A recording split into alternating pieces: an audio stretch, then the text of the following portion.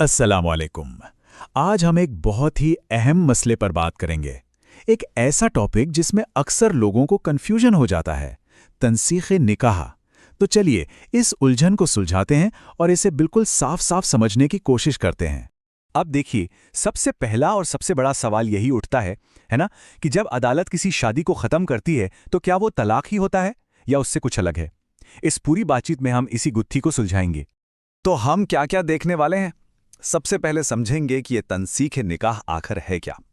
फिर देखेंगे कि अदालत का फैसला तलाक से कैसे अलग है, इद्दत क्यों ज़रूरी है और कब तक, इद्दत के बाद क्या होता है, क्या आज़ादी मिलती है, और हाँ, सबसे ज़रूरी सवाल, क्या दोबारा निकाह हो सकता है। तो चलिए एक एक करके इन सब पर बात करते हैं। तो चलिए सबसे पहले शुरू करते हैं बिल्कुल बेसिक से। आखिर ये तंसीख़ निकाह, ये जो लफ्ज़ है, इसका मतलब क्या है। सीधी सी बात है, तंसीख़े निकाह एक अदालती कार्रवाई है।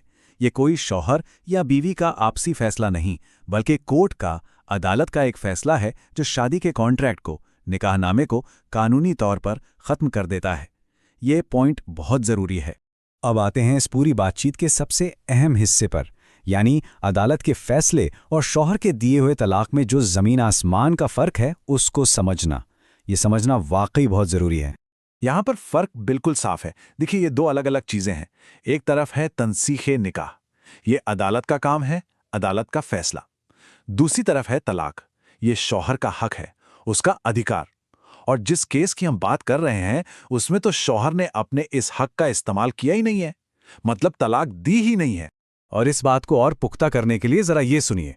स्रोत बिल्कुल साफ कहता है, अदालत ने निकाह ख़त्म किया है, तलाक का मामला तो हुआ ही नहीं है। मतलब बात बिल्कुल क्लियर है, ये कोर्ट का एक्शन है, तलाक का तो सवाल ही पैदा नहीं होता। अच्छा, तो अब अगला सवाल, अगर ये तलाक नहीं है तो फिर इद्दत का क्या होगा? क्या वो भी करनी होगी? चलिए इसे भी समझते हैं। और हाँ, यही वो सवाल है जहां ज्यादातर लोग कंफ्यूज हो जाते हैं। भाई, अगर शौहर ने तलाक दी ही नहीं तो औरत को इद्दत में क्यों बैठना पड़ेगा। ये सवाल बिल्कुल जायज है और इसका जवाब जानना बहुत जरूरी है। तो जवाब है हाँ, इद्दत जरूरी है, लेकिन इसकी वजह तलाक नहीं है, इसकी वजह है इब्राए रहम। अब ये क्या है? इसका सीधा सा मकसद ये पक्का करना है कि कोई प्रेगनेंसी तो नहीं है, ताकि बच्चे के नस्ब के बारे में, उसकी वंशावली के बारे में कोई शक या शुबा ना रहे। ये एक बहुत ही अहम इस्लामी उसूल है। ठीक है, तो इद्दत हो गई। अब क्या, इद्दत की मुद्दत पूरी होने के बाद उस औरत का क्या स्टेटस है, उसके पास क्या अधिकार हैं?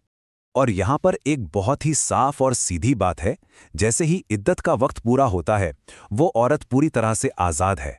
वो अपने फैसले लेने के लिए, अपनी जिंदगी का रास्ता चुनने के लिए बिल्कुल आज़ाद है। तो उसके पास क्या चॉइस है? देखिए, उसके पास पूरी आज़ादी है। वो चाहे तो अपने पहले वाले शौहर से दोबारा निकाह कर सकती है, या फिर वो चाहे तो किसी और शख्स से निकाह करके अपनी जिंदगी की नई शुरुआत कर सकती है। खुदा ने इस मामले में कोई पाबंदी नहीं लगाई है। और अब हम आते हैं अपने आखिरी लेकिन शायद सबसे ज़रूरी सवाल पर। क्या वही जोड़ा जिनके बीच तंसीख हुई है वापस एक हो सकता है? ये सवाल अक्सर लोगों के जहन में रहता है।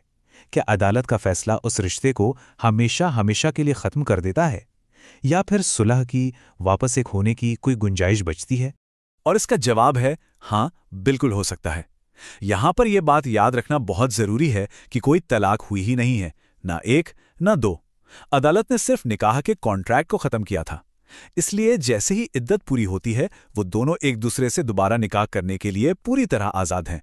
तो आखिर में ये पूरी बातचीत हमें एक बहुत गहरे सवाल पर लाकर खड़ा कर देती है कि कानूनी फैसले जो होते हैं वो हमारे निजी रिश्तों की हदों को कहाँ तक और कैसे तय करते हैं। इस पर गौर कीजिएगा।